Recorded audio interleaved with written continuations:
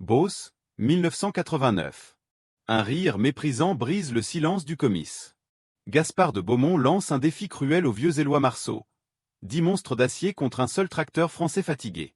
Pour tout le canton, le vieil homme va être humilié. Pourtant, à la tombée de la nuit, le verdict de la terre va pétrifier l'Assemblée. Personne n'avait soupçonné le secret caché sous l'argile. Voici comment un seul homme a donné une leçon de vie à un empire. La chaleur de ce mois d'août 1989 drapait la plaine de la Beauce d'une torpeur dorée, une chape de plomb sous laquelle les horizons lointains vacillaient comme un mirage. En ce samedi de fête, le comice agricole battait son plein, transformant les abords du bourg en une fourmilière d'hommes à la peau tannée, vêtus de leurs bleus de travail les plus propres pour honorer le rite annuel de la terre. L'air, saturé par l'odeur de la poussière soulevée et le parfum lourd du foin coupé, vibrait de la rumeur des conversations graves entre père et fils, héritiers de traditions séculaires. Éloi Marceau marchait d'un pas lent, ce pas économe du paysan qui sait que chaque mouvement doit avoir sa raison d'être, ignorant les sollicitations des marchands de grains pour se diriger vers le cœur de l'exposition mécanique. Il était une figure de pierre dans ce paysage mouvant, un homme de 71 ans dont la silhouette, bien que marquée par les décennies de labeur, conservait l'autorité tranquille des vieux chênes qui bordent les chemins creux. C'est alors qu'il atteignit l'emplacement réservé à la famille de Beaumont. Là, l'espace n'était plus consacré à la paysannerie, mais à l'industrie.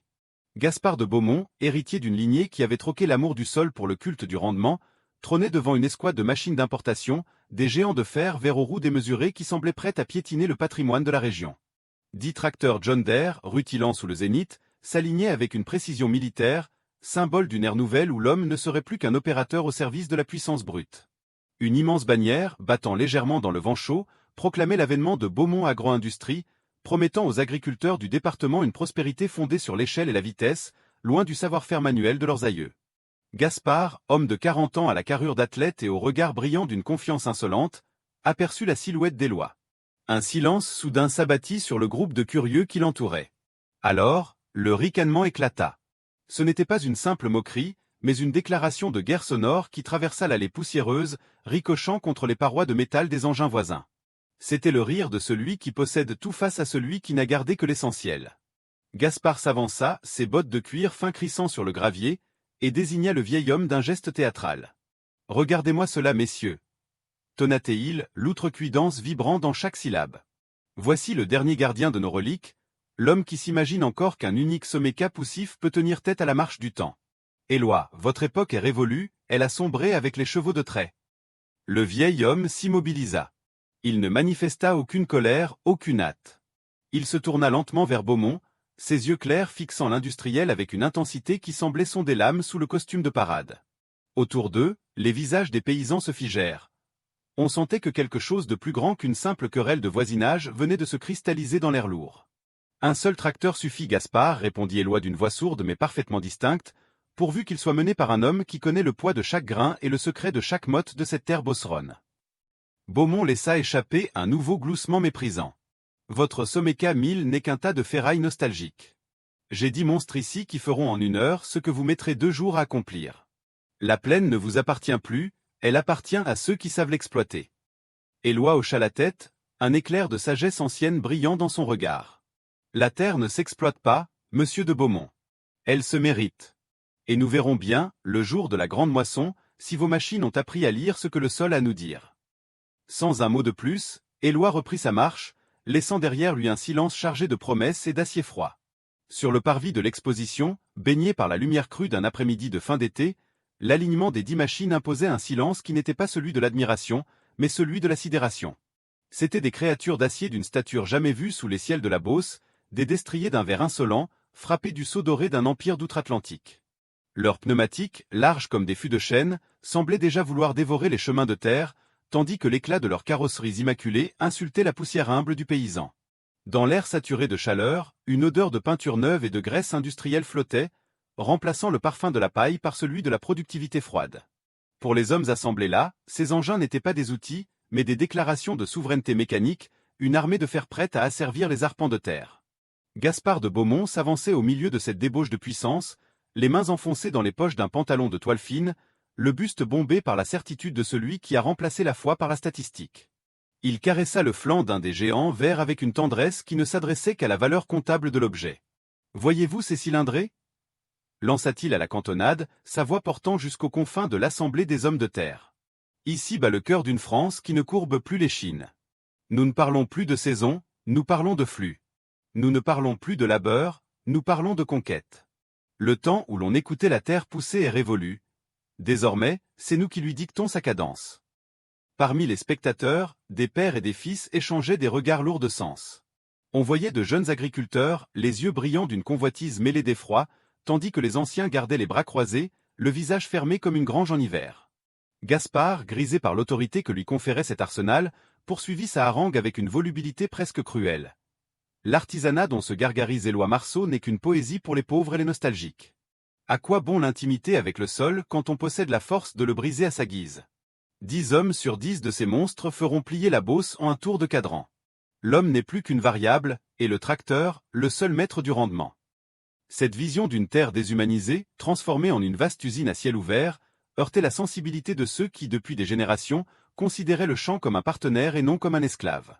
Pourtant, devant la majesté technologique de la flotte de Beaumont, peu osaient encore croire au miracle d'une résistance solitaire. Les 10 monstres d'acier, alignés avec une morgue toute militaire, semblaient déjà avoir scellé le destin du vieux canton, condamnant le geste auguste du semeur à l'oubli, au profit du fracas des pistons et de l'hégémonie de l'huile lourde. En cet instant, l'acier ne chantait pas la gloire de la France, il proclamait son abdication devant la puissance du nombre. Le tumulte déclenché par Gaspard sembla glisser sur les épaules d'Éloi sans l'effleurer, tel le vent d'est sur le granit d'un calvaire de carrefour. Le vieil homme ne chercha point la joute oratoire. Il se contenta de laisser le silence s'installer, un silence dense, presque liturgique, qui finit par étouffer les derniers échos de l'arrogance de l'industriel. Dans ce face-à-face entre la mémoire et la machine, Éloi n'agissait pas pour sa propre gloire, mais par une nécessité intérieure, un devoir sacré envers ce patrimoine que ses ancêtres avaient arraché à la friche à force de patience et de respect. Ses mains, aux articulations noueuses comme des ceps de vigne, se rejoignirent dans son dos tandis qu'il fixait Beaumont. Puisque le nombre vous sert de boussole et que l'acier vous tient lieu de sagesse, Gaspard, nous laisserons le sol arbitrer notre différend. Rendez-vous est pris pour le 15 septembre, aux Terres Noires. Un frisson parcourut l'assemblée des paysans. Les terres noires étaient redoutées dans toute la plaine pour leur argile grasse et profonde, une terre qui ne pardonne aucune hâte et qui exige une harmonie parfaite entre le conducteur et son soc. Fixer le défi sur un tel terrain revenait à inviter la nature elle-même au tribunal. Gaspard, grisé par l'apparente facilité de la tâche, accepta d'un signe de tête désinvolte, ignorant que la précipitation est l'ennemi juré du sillon. Éloi, lui, savait déjà que son sommet Camille, malgré ses ans, possédait cette sensibilité au terrain que les automatismes froids ne sauraient jamais reproduire.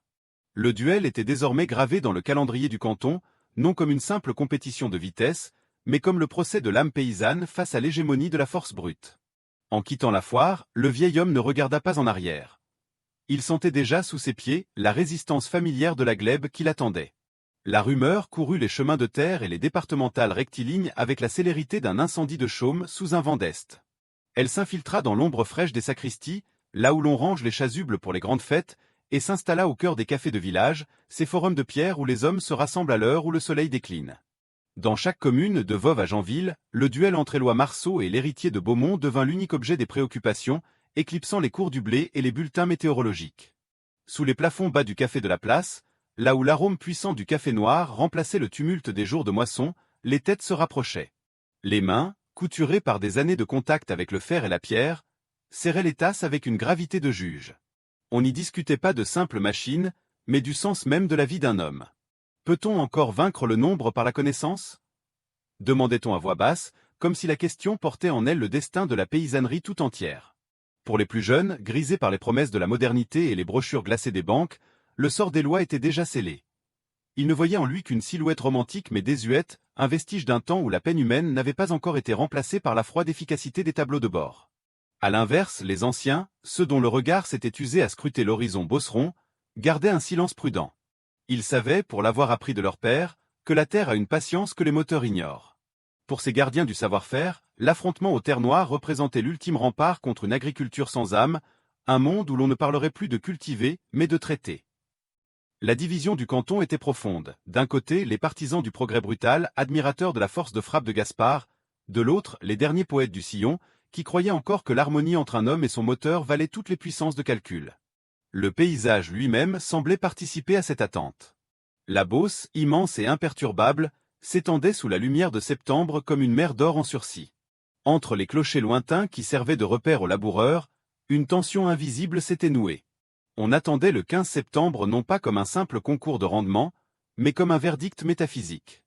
Dans le silence des veillées, chaque habitant du canton se demandait si l'héritage d'Éloi Marceau, ce mélange d'humilité et de maîtrise technique, pourrait résister à l'arrogante marée de l'acier vert. La chronique des jours à venir ne s'écrirait pas à l'encre, mais dans la profondeur du sillon et la vérité du grain. Le crépuscule descendait sur les chaumes comme un linceul de soie pourpre, étouffant les derniers éclats d'un soleil épuisé par sa course sur l'immensité bosseronne. Éloi se tenait au seuil de sa grange, les bras croisés, contemplant l'horizon où les clochers de la cathédrale de Chartres, au loin, n'étaient plus que deux points d'ombre griffant le ciel. Ce fut à cet instant que la silhouette voûtée du père Basile apparut à l'entrée de la cour. Basile était plus qu'un voisin. Il était la mémoire vivante de ses parcelles, un homme dont la peau s'était parcheminée au rythme des moissons et dont le silence valait tous les discours des agronomes de Paris. Il s'avança sans hâte, le pas pesant de celui qui a mesuré chaque mètre de sa terre pendant 8 décennies. Entre ces deux hommes, la parole était un luxe dont on usait avec une parcimonie quasi religieuse. Ils restèrent de longs instants côte à côte, deux sentinelles de chair face à l'océan de terre noire qui s'étendait devant eux. Basile leva un œil délavé par les ans vers le firmament, scrutant les nuées qui s'effilochaient au nord. Puis, d'un geste lent, il se courba pour ramasser une poignée de terre au pied du muret. Il la fit rouler entre ses doigts calleux, en sentit la texture, l'humidité résiduelle, cette résistance sourde de l'argile qui, aux terres noires, possède une volonté propre. Elle est froide en profondeur, Éloi, murmura-t-il enfin, sa voix n'étant qu'un souffle de vent sur les épis. C'était là toute l'essence de son avertissement. Basile savait que la terre de la Beauce n'est pas une surface inerte que l'on parcourt, mais une entité qui respire et qui se souvient. Il savait que les terres noires gardaient en elles le souvenir des hivers rudes et des printemps trop pluvieux, créant des poches de résistance que seule l'oreille d'un maître sait déceler au chant du moteur. Les machines rutilantes de Beaumont, avec leur électronique aveugle et leur poids démesuré, ne sentiraient pas le moment où le sol se dérobe ou celui où il s'agrippe au soc avec la force d'un noyer. Éloi hocha la tête, recevant cette observation comme une onction. Le vieil homme ne voyait pas dans le défi de Beaumont une lutte de vitesse, mais une épreuve de vérité. Basile laissa retomber la terre, qui s'éparpilla en un nuage sombre sur ses bottes. Dans ce simple geste résidait une transmission sacrée. La certitude que l'acier neuf, aussi puissant soit-il, reste étranger à la mémoire du sillon. Les deux hommes partagèrent encore un long moment de recueillement, unis par une fraternité que les années avaient forgée dans la forge du labeur.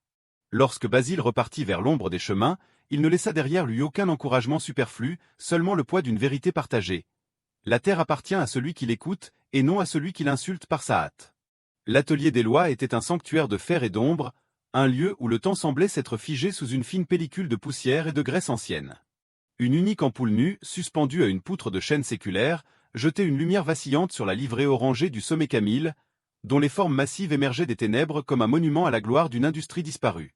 En cette veille de défi, Éloi n'était plus un simple conducteur.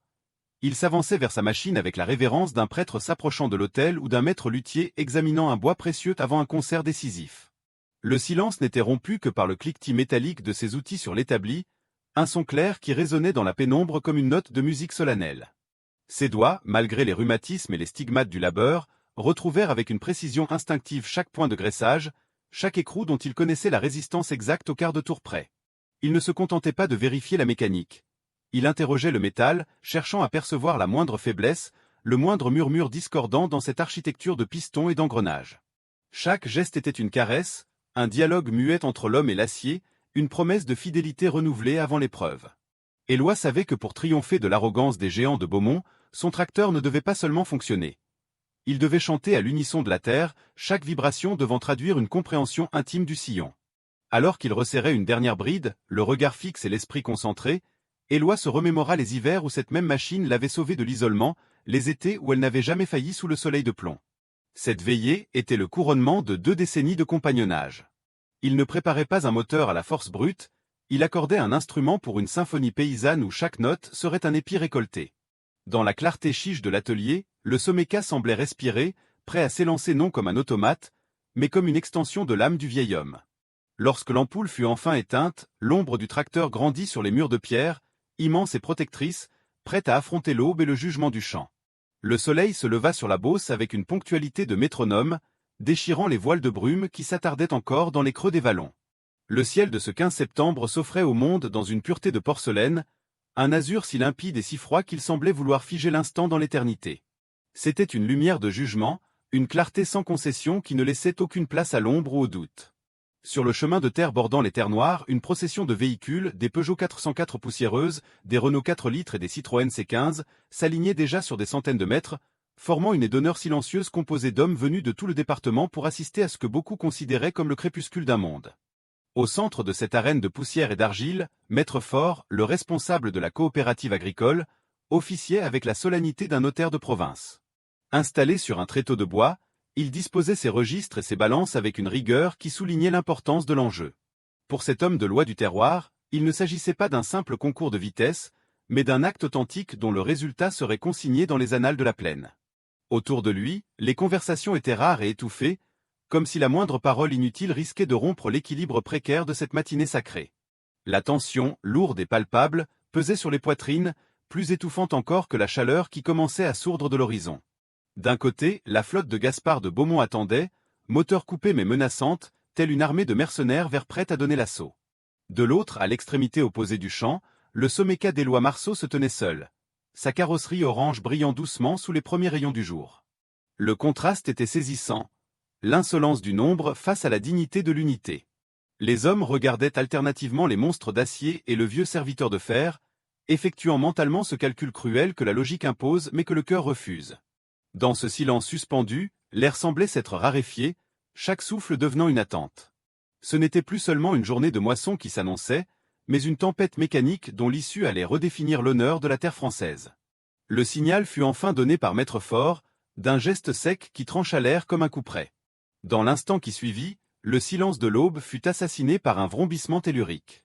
Les 10 mastodontes de Gaspard de Beaumont s'ébrouèrent d'un seul élan, leur peau d'échappement crachant une fumée noire qui s'éleva vers le ciel de porcelaine comme les étendards d'une armée en marche. C'était une charge de cavalerie lourde, une démonstration de force brute qui fit trembler la croûte calcaire de la Beauce. En formation d'échelon, les machines vertes s'élancèrent sur la parcelle de Beaumont, dévorant les hectares avec une voracité qui laissa la foule muette de sidération. La rapidité de l'exécution était telle que l'espace semblait s'abolir devant eux. La terre, jadis partenaire du paysan, n'était plus qu'une surface à soumettre, un obstacle que l'acier d'outre-Atlantique pulvérisait sans hésitation. Gaspard, debout dans la cabine pressurisée de son unité de tête, dirigeait ses hommes avec la morgue d'un général de l'industrie. Sur ses écrans de contrôle, les chiffres défilaient, confirmant une avance que la logique jugeait irrattrapable. Pour les spectateurs massés sur le chemin vicinal, la victoire de l'arrogance semblait totale. On ne voyait que ce ballet mécanique parfaitement orchestré, cette vitesse qui donnait l'illusion de la maîtrise. Mais pour celui qui savait lire au-delà du vacarme, la réalité était plus amère. Dans cette course effrénée contre la montre, les conducteurs de Beaumont, grisés par la puissance de leur moteur, en oubliaient la dignité du grain. À mesure que les géants verts progressaient, la poussière soulevée masquait une vérité technique que seule la lenteur permet d'observer. Lancée à une cadence infernale, les barres de coupe ne caressaient plus la tige, elles la heurtaient.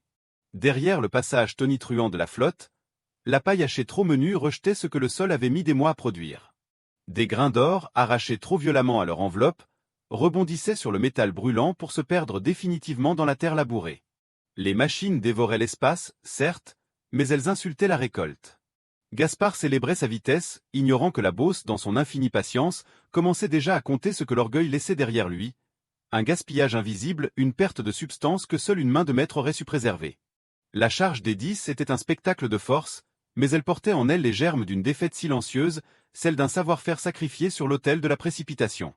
Alors que le zénith commençait à basculer, la topographie de la Beauce, d'ordinaire si plane, offrit aux combattants son unique et redoutable secret, le creux du vallon des terres noires. À cet endroit précis, là où les eaux de pluie s'attardent dans l'intimité du sous-sol, l'argile change de nature. Elle devient une substance froide, une onctuosité traîtresse qui modifie la structure même de la paille, la rendant à la fois plus souple et plus lourde. C'est ici que le duel cessa d'être une affaire de vitesse pour devenir une affaire de discernement. La flotte de Gaspard de Beaumont, emportée par son propre élan, s'engouffra dans cette dépression avec la superbe de ceux qui croient que la technologie a aboli les nuances de la géologie. Les 10 monstres verts, dont les réglages étaient uniformément verrouillés sur une efficacité théorique, ne perçurent pas le changement. Dans l'habitacle insonorisé de son unité de tête, Gaspard gardait les yeux rivés sur ses cadrans numériques, ignorant que sous ses roues, la Terre venait de changer de langage. Le résultat fut immédiat et désastreux pour l'arrogance. Les barres de coupe, calibrés pour une paille sèche et cassante, rencontrèrent la résistance spongieuse de la tige gorgée d'humidité. Dans un fracas de métal contrarié, les machines commencèrent à bourrer, leur mécanisme sophistiqué s'affolant devant cette réalité qu'aucun ingénieur d'outre-mer n'avait prévue pour les vallons de la Beauce. On voyait les conducteurs s'agiter, multipliant les manœuvres brusques, tandis que derrière eux, le grain précieux était soit écrasé, soit abandonné au sol, victime d'une hâte qui ne savait plus observer. C'est alors que le Someca 1000 d'Éloi Marceau pénétra à son tour dans la zone critique. Le vieil homme ne regardait pas de cadran. Il n'avait pour seul guide que la vibration tellurique qui remontait du siège et la résistance subtile des leviers sous ses paumes calleuses. Il sentit, avant même que l'œil ne puisse le voir, l'instant précis où l'argile froide commençait à gripper la marche du monde. D'un geste fluide, fruit de 50 ans de compagnonnage avec la Terre, il réduisit les gaz et ajusta sa coupe au millimètre près. Ses mains, prolongement vivant de la mécanique, semblaient caresser la tige plutôt que de l'attaquer. Chaque levier était actionné avec une délicatesse de chirurgien, compensant manuellement ce que les capteurs électroniques de Beaumont étaient incapables de déceler. Le vieux tracteur orange progressait avec une lenteur majestueuse, presque solennelle, tandis qu'à quelques centaines de mètres, les géants de Gaspard s'embourbaient dans leur propre précipitation. Éloi n'avançait pas contre la Terre, il avançait avec elle. À chaque passage, il récupérait ce que les autres gaspillaient, sauvant chaque grain comme on sauve un héritage. Les spectateurs, immobiles sur le chemin de terre, comprirent alors ce que le mot savoir-faire signifiait réellement. Ce n'était pas la force qui triomphait de l'argile, mais l'humilité d'un homme capable de se mettre à l'écoute du sol. Dans ce creux de vallon, le silence relatif du Someca, seulement interrompu par le cliquetis régulier de la moissonneuse, devint le chant de victoire d'une France éternelle. Celle qui sait que la maîtrise véritable réside dans le respect du détail et la patience du geste. Le soleil, tel un immense ostensoir d'or rouge, s'enfonçait lentement derrière l'horizon rectiligne de la Beauce, jetant ses derniers feux sur l'océan des Chaumes qui s'étendait à l'infini. Dans cette clarté mourante, le silence revint enfin sur la plaine, un silence d'une densité presque sacrée, seulement troublé par le craquement du métal qui refroidit et le souffle léger du vent du soir.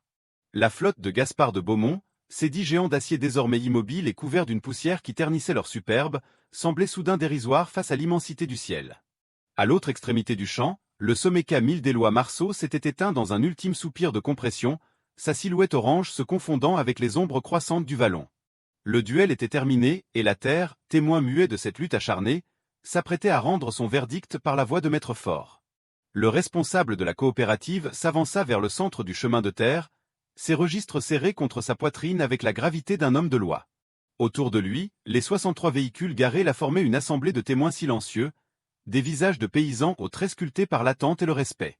Gaspard de Beaumont, dont l'assurance s'était quelque peu effritée sous le poids des heures, s'approcha le premier, consultant une dernière fois l'écran de son terminal électronique. « J'ai fini avec 2 heures d'avance, maître », lança-t-il d'une voix qui cherchait encore à imposer sa domination. La vitesse est irréfutable.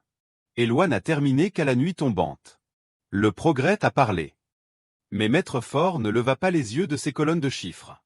Il attendit qu'Éloi Marceau, dont le pas était lent mais assuré, rejoigne le cercle des hommes avant de prendre la parole. « Monsieur de Beaumont, » commença l'officiel d'une voix claire qui porta jusqu'au dernier rang de la foule, « votre flotte a effectivement couvert la surface en un temps record. Mais la Beauce ne se mesure pas à l'heure, elle se mesure au grain. Vos 10 machines ont affiché un rendement moyen de 55 quintaux à l'hectare. » Un murmure parcourut l'assemblée. C'était un score honorable, mais la suite du verdict allait glacer l'arrogance de l'industriel. Éloi Marceau, avec son unique Someca, a rapporté 62 quintaux à l'hectare. Le silence qui suivit fut plus assourdissant que le fracas des moteurs. La différence était là, inscrite dans l'encre noire du registre. 7 quintaux de différence, 7 quintaux que la hâte et le mépris de Beaumont avaient abandonnés à la poussière, tandis que la main de maître d'Éloi les avait arrachés au sillon par sa précision et sa connaissance intime de l'argile. Gaspard de Beaumont resta figé, les yeux fixés sur le papier qui condamnait sa vision d'une terre sans âme. Il regarda le vieil homme, dont le visage ne trahissait aucune vaine joie, mais seulement la lassitude noble du travail accompli. « Comment est-ce possible » murmura l'héritier, sa superbe s'évanouissant dans la fraîcheur du soir. Éloi posa sa main sur le flanc de son vieux tracteur, dont la chaleur persistante semblait répondre à son toucher. « Vos machines sont neuves, Gaspard, mais elles ne connaissent pas le champ de la tige. Vous avez traversé le champ en conquérant, j'y suis entré en invité. La terre donne tout à celui qui prend le temps de l'écouter. » En cet instant, le département tout entier comprit que l'homme restait le seul véritable maître du sillon, et que le savoir-faire ne s'achète ni ne se remplace. Si ce récit de la terre et de l'honneur vous a touché, Je vous invite à partager cette mémoire avec vos proches pour que l'âme de nos campagnes ne s'éteigne jamais. Merci de votre fidèle écoute.